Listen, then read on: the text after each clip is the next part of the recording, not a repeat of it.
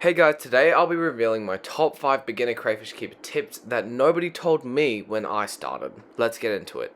Alright, so the first thing no one really told me much about was that your setup really matters. Your crayfish aren't too picky, but I still think it makes a big difference in their quality of life and how healthy they become.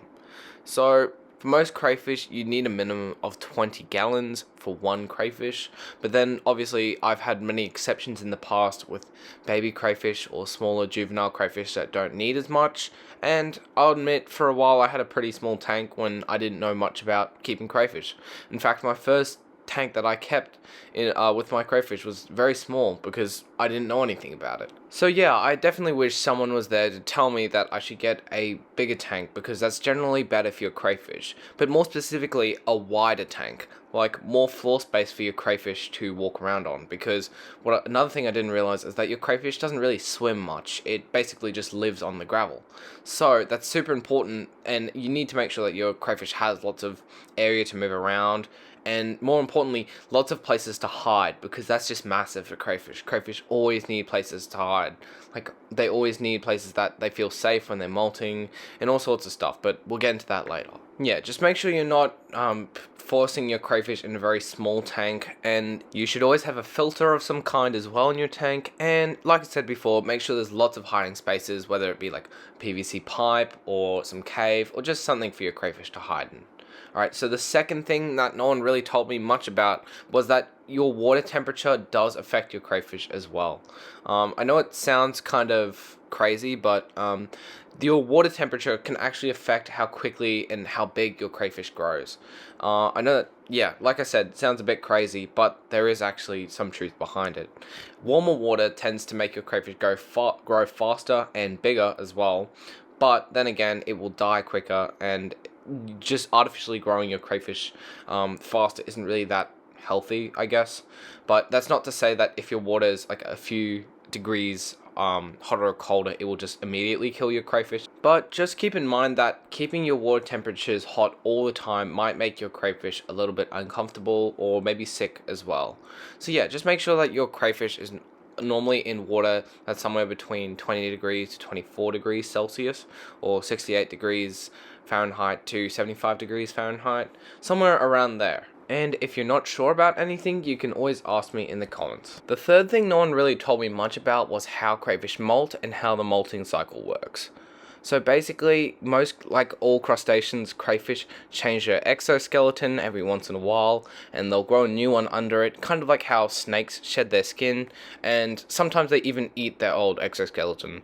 So your crayfish will molt a little bit differently each time, because younger crayfish molt more than older crayfish. So as your crayfish gets older, it will most likely molt less, but as a rough estimate, I'd say about once a month or so your crayfish will molt, and it's kind of easy to detect because you'll see that your crayfish the day before it molts will normally be a little bit more sluggish, eat a little bit less, just act a little bit strange, and that's how you know your crayfish is probably going to molt. Then your crayfish will normally hide in its favorite hiding hole or cave or wherever it likes to hide, and through the process of a few hours, yeah, your crayfish will obviously change its exoskeleton.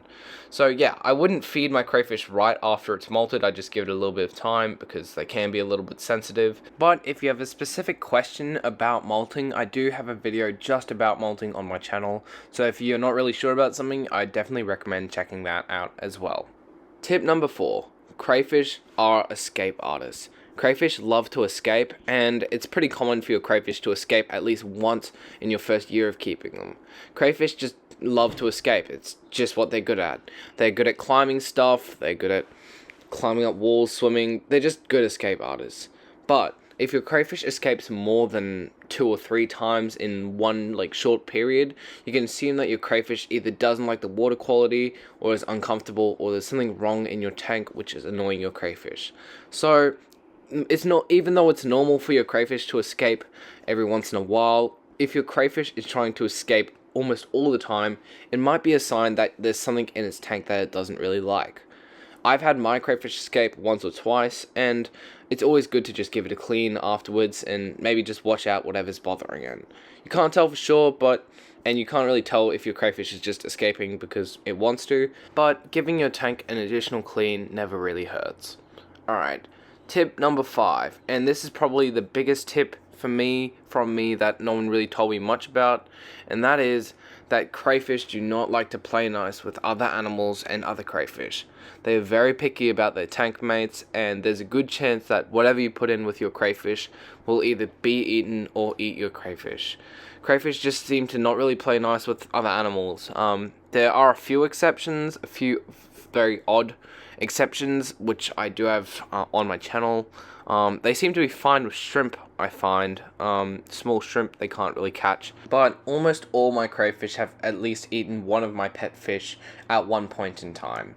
It's pretty impossible to keep your fish safe from crayfish, so if you have a fish tank right now with fish in it that you don't want to be eaten, I wouldn't recommend getting a crayfish with it. I'd just recommend getting its own tank for your crayfish. Yeah, crayfish will eat other crayfish as well, so that's why bigger tanks are more important for group communities of crayfish. But me personally, I just try to avoid keeping like crayfish together in one tank. Even 1 or 2 crayfish together makes me a little bit nervous because, yeah, they are very aggressive, very territorial. However, if you're willing to take the risk of keeping fish with your crayfish, I do have a video on my channel with the most successful tank mates for crayfish with a few fish, but yeah, I can't promise you that they won't get eaten, but they're probably one of the better choices if you really want to get fish with your crayfish. Anyway, I'd like to thank you guys for being with me for the last few months. I know I haven't uploaded in quite a while, but yeah, I'd like to thank you guys for helping me get past 1,000 subs, like I said, towards the start of this year. And yeah, thanks for being here over like the last few months, and thanks for getting me closer to 2,000 subs, so close to 2,000 subs. So I guess that's our next goal. And if you have any ideas, comments, queries, just put them in the comments. I'll get to them. Thanks for watching to the end, and please like and subscribe.